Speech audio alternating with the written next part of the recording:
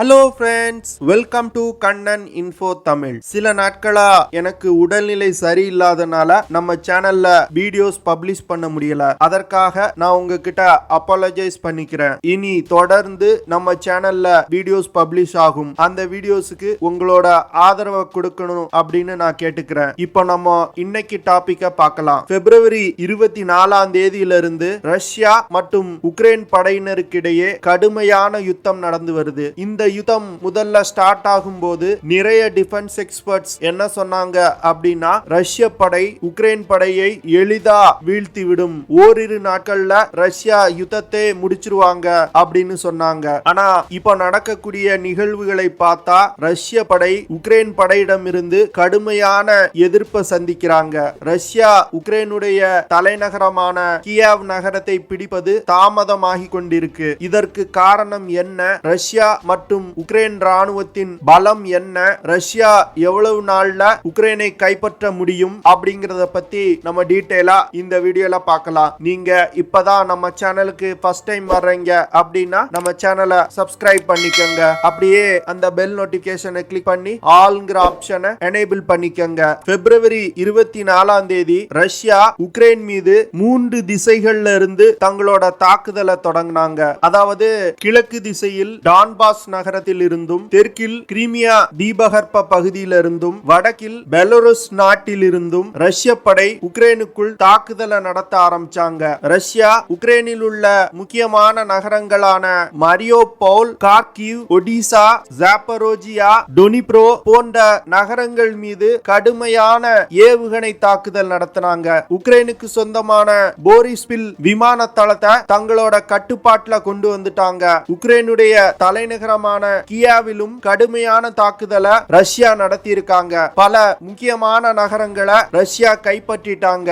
Russia Ukraine மீது நடத்தக்கூடிய இந்த தாக்குதல்கள் குறித்து டிஃபென்ஸ் எக்ஸ்பர்ட்ஸ் என்ன சொல்றாங்க அப்படின்னா, ஒரு மாடர்ன் வார்ஃபேர் எப்படி நடக்கணுமோ அதே போன்று ரஷ்யா திட்டமிட்டு தாக்குதல்களை நடத்துறாங்க அப்படின்னு சொல்லியிருக்காங்க. அதாவது முதல்ல ரஷ்யா தங்களோட ஆர்ட்டிலரி ஃபயரிங்க ஆரம்பிச்சாங்க. அதற்கு பிறகு உக்ரைனுக்கு சொந்தமான முக்கியமான நகரங்கள் மீது கடுமையான ஏவுகணை தாக்குதல் நடத்தினாங்க. இந்த ஏவுகணை தாக்குதலுக்கு பிறகு ரஷ்யா தன்னோட விமானப்படை மற்றும் தாக்குதல் ஹெலிகாப்டர்களை அனுப்பி உக்ரைன் ராணுவத்திற்கு சொந்தமான டிஃபென்ஸ் இன்ஸ்டாலேஷன்ஸ் மீது கடுமையான வான் தாக்குதலை நடத்தினாங்க. இந்த 3 விஷயங்கள் நடந்த பிறகு ரஷ்ய ராணுவம் தங்களோட தரைப்படையை உக்ரைனுக்குள் அனுப்புனாங்க. ஒரு யுத்தம் எப்படி நடக்கணுமோ அதே போன்று ரஷ்யா வெல் கோஆர்டினேட்டடா தங்களோட தாக்குதலை நடத்தி இருக்காங்க. இதுல சில முக்கியமான நகரங்களை தங்கள் வசப்படுத்திட்டாங்க. ரஷ்யா 70க்கும் மேற்பட்ட உக்ரைனுக்கு சொந்தமான ஏர்பேசஸ் மற்றும் ஏர் டிஃபென்ஸ் சிஸ்டங்களை தாக்கி அழிச்சிட்டதா அறிவிச்சிருக்காங்க. அதே வேளையில உக்ரைன் ராணுவம் ரஷ்யாவிற்கு சொந்தமான 5 விமானங்கள் மற்றும் ஒரு ஹெலிகாப்டரை சுட்டு வீழ்த்தி இருக்கிறதா அவங்க செய்தி வெளியிட்டிருக்காங்க. ரஷ்யா இதுவரைக்கும் நடந்த சண்டையில் 300க்கும் மேற்பட்ட உக்ரைன் ராணுவத்தினர் கொல்லப்பட்டதா சொல்லியிருக்காங்க. அதே போன்று உக்ரைன் 1000க்கும் மேற்பட்ட ரஷ்ய ராணுவ வீரர்களை தாங்கள் கொன்றதா செய்தி வெளியிட்டிருக்காங்க. இதுல உக்ரைன் சொல்லக்கூடிய நம்பர்ஸ் எவ்வளவு தூரம் உண்மையான நம்பர்ஸ் அப்படின்னு சொல்ல முடியாது. ஆனா இந்த யுத்தம் தொடர்ந்து நாட்கணக்கில் நடக்கும் பொழுது உக்ரைன் ராணுவத்தால் எவ்வளவு நாள் தாக்கு பிடிக்க முடியும் அப்படிங்கிறது கேள்விக்குறி. இந்த சூழ்நிலையில டிஃபென்ஸ் எக்ஸ்பர்ட்ஸ் என்ன சொல்றாங்க அப்படின்னா, உக்ரைன் ராணுவம் ரஷ்ய ராணுவத்தை விட எண்ணிக்கையில குறைவா இருக்காங்க. ரஷ்ய ராணுவத்திடம் உள்ள அதிநவீன ஆயுதங்கள் உக்ரைன் வீரர்களிடம் கிடையாது. ஆனா உக்ரைன் ராணுவத்தால் ரஷ்ய படைக்கு கடுமையான சேதத்தை ஏற்படுத்த முடியும் அப்படின்னு சொல்றாங்க. உக்ரைன் ராணுவ வீரர்களுக்கு கடுமையான பயிற்சி கொடுக்கப்பட்டிருப்பதாகவும் உக்ரைனிடமும் அதிநவீன ஆயுதங்கள் இருப்பதாகவும் அவங்க சொல்றாங்க. 2014 ரஷ்யா உக்ரைனிடமிருந்து கிரைமியா தீபகற்ப பகுதியை கைப்பற்றினதுமே தங்கள் ராணுவத்தை உக்ரைன் தயார் செய்ய ஆரம்பிச்சிட்டாங்க அப்படின்னு சொல்றாங்க. அது மட்டும் இல்லாம கிழக்கு உக்ரைன்ல உள்ள ரஷ்ய ஆதரவு பிரிவினைவாதிகள் கட்டுப்பாட்டுல உள்ள டான்பாஸ் அப்படிங்கிற பகுதியில உக்ரைன் ராணுவத்தினர் பல ஆபரேஷன்கள்ல ஈடுபட்டிருக்காங்க. இதன் மூலமா உக்ரைன் படைக்கு ஒரு சிறிய அளவிலான யுத்தத்துல நல்ல பயிற்சி கிடைச்சிருக்கு. உக்ரைன் ராணுவத்திடம் short range air defence system மற்றும் ஆன்டி டேங்க் வெப்பன் அதிகமா இருக்கு. அமெரிக்கா சமீபத்துல தான் உக்ரைனுக்கு ஜாவலின் மிசைல்களை வழங்கி இருக்காங்க.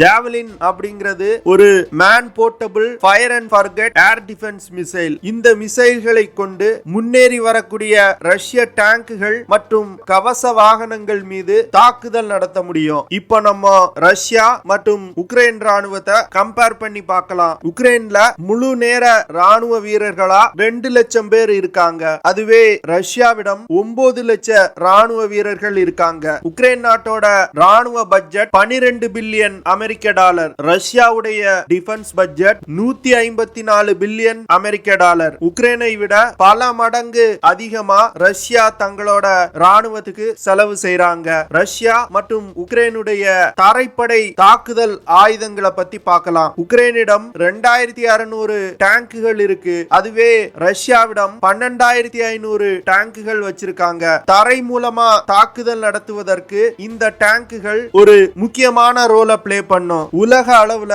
ரஷ்யாவிடம் தான் அதிக எண்ணிக்கையில டேங்குகள் இருக்கு. அமெரிக்கா கிட்ட கூட இவ்வளவு அதிகமான டேங்குகள் கிடையாது. உக்ரைனிடம் 12300 கவச வாகனங்கள் இருக்கு. ரஷ்யாவிடம் 30200 கவச வாகனங்கள் இருக்கு. இந்த விஷயத்திலையும் உக்ரைனை விட ரஷ்யாவிடம் 3 மடங்கு அதிகமான கவச வாகனங்கள் இருக்கு. தொலைதூரத்தில் உள்ள எதிரிகள் மீது குண்டு வீசுவதற்கு பயன்படுத்தக்கூடிய 1050 செல்ஃப் ப்ரொபல் ஆர்ட்லரிகள் இருக்கு. அதுவே ரஷ்யாவிடம் 6600 செல்ஃப் ப்ரொபல் ஆர்ட்லரி வச்சிருக்காங்க. இந்த விஷயத்திலையும் ரஷ்யா தான் உலகத்திலே அதிகமான செல்ஃப் ப்ரொபல் ஆர்ட்லரிய வச்சிருக்காங்க. அடுத்து உக்ரைன் போஃபஸ் போன்ற 2050 டோட் ஆர்ட்லரி கன் சிஸ்டத்தை வச்சிருக்காங்க. ரஷ்யாவிடம் 7600 டோட் ஆர்ட்லரி கன்ஸ் இருக்கு. டோட் ஆர்ட்லரி கன் சிஸ்டம் விஷயத்திலையும் உலகின் நம்பர் 1 நாடு ரஷ்யா தான். அடுத்து விமானப்படையின் வலிமையை பத்தி பார்க்கலாம். உக்ரைனிடம் 318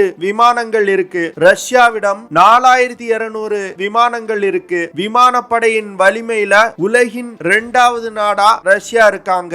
உக்ரைனிடம் 69 ஃபைட்டர் ஜெட் விமானங்கள் இருக்கு. ரஷ்யாவிடம் 772 ஃபைட்டர் ஜெட் விமானங்கள் இருக்கு. இந்த விஷயத்துல உலகின் அதிகமான ஃபைட்டர் ஜெட்டுகளை கொண்ட நாடுகளின் பட்டியல்ல ரஷ்யா 3வது இடத்தை பிடிச்சிருக்காங்க. அடுத்து உக்ரைனிடம் 34 அட்டாக் ஹெலிகாப்டர்ஸ் இருக்கு. ரஷ்யாவிடம் 550 அட்டாக் ஹெலிகாப்டர்ஸ் இருக்கு. விமானப்படை விஷயத்துல ரஷ்யாவையும் உக்ரைனையும் கம்பேர் பண்ணவே முடியாது. ரஷ்யாவிற்கு ஒரு கிளியர் எட்ஜ் இருக்கு. அடுத்து கடற்படையின் வலிமையை பத்தி பார்க்கலாம். உக்ரைன் கடற்படையில் உள்ள அனைத்து கப்பல்கள் மற்றும் நீர்மூழ்கி கப்பல்களோட எண்ணிக்கை 38. அதுவே ரஷ்ய கடற்படையின் மொத்த கப்பல்களின் எண்ணிக்கை 605. ரஷ்யா தான் உலகத்திலே 2வது பெரிய கடற்படையை வச்சிருக்கக்கூடிய நாடு. உக்ரைனிடம் நீர்மூழ்கி கப்பல்கள் கிடையாது. ரஷ்யாவிடம் 70க்கும் மேற்பட்ட நீர்மூழ்கி கப்பல்கள் இருக்கு. நீர்மூழ்கி கப்பல்கள் விஷயத்திலையும் ரஷ்யா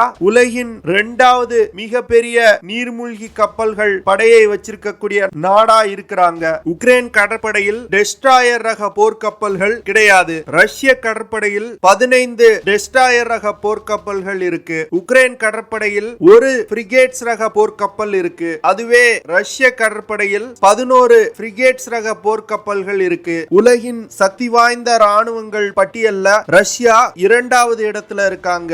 உக்ரைன் 22வது இடத்துல இருக்காங்க. இந்த நாட்டை உக்ரைன் எதிர்த்து சண்டை போடணும் அப்படின்னா அது ஒரு முடியாத விஷயம். ஆனா அவங்க ரஷ்ய ராணுவத்தை எதிர்த்து சண்டை போட வேண்டிய ஒரு கட்டாயத்துல இருக்காங்க. அதற்காக உக்ரைன் ஒரு முக்கியமான விஷயத்தை செஞ்சிருக்காங்க. அதாவது கிட்டத்தட்ட 9 லட்சத்துக்கும் மேற்பட்ட ஒரு வாலண்டரி ஆர்மி யூனிட்டை உருவாக்கி இருக்காங்க. வாலண்டரி ஆர்மி யூனிட் அப்படிங்கிறது பொதுமக்கள் தாங்களாகவே முன்வந்து ராணுவத்துடன் இணைவது. இதுல 9 லட்சம் பேர் இருக்காங்க அப்படிங்கிறது உக்ரைனுக்கு ஒரு மிகப்பெரிய பலம். அடுத்து உக்ரைன்ல உள்ள பெரும்பாலான ஆண்கள் ராணுவ பயிற்சியை முடிச்சிருக்காங்க. அதனால இவர்களை கொண்டு ரஷ்யாவை உக்ரைனால் கடுமையாக எதிர்க்க முடியும். ஆனா ரஷ்யா உக்ரைனை பிடிப்பதற்கு கண்டிப்பாக போராடி தான் ஜெயிக்க வேண்டியது இருக்கும். டிஃபென்ஸ் எக்ஸ்பர்ட்ஸ் என்ன சொல்றாங்க அப்படின்னா உக்ரைன் தரைப்படையை வலிமைப்படுத்தி இருந்தாலும் உக்ரைன் செய்த தவறு தங்கள் நாட்டில் உள்ள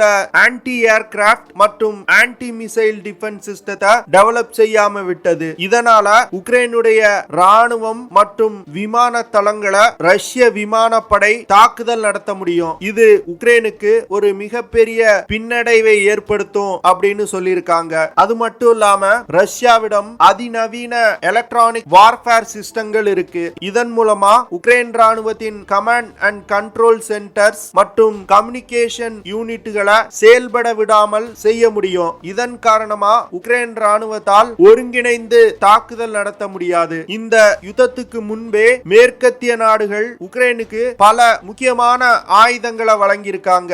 அமெரிக்கா 2014 இருந்து கிட்டத்தட்ட 2.5 பில்லியன் அமெரிக்க டாலர் மதிப்பிலான ராணுவ உதவிகளை செஞ்சிருக்காங்க.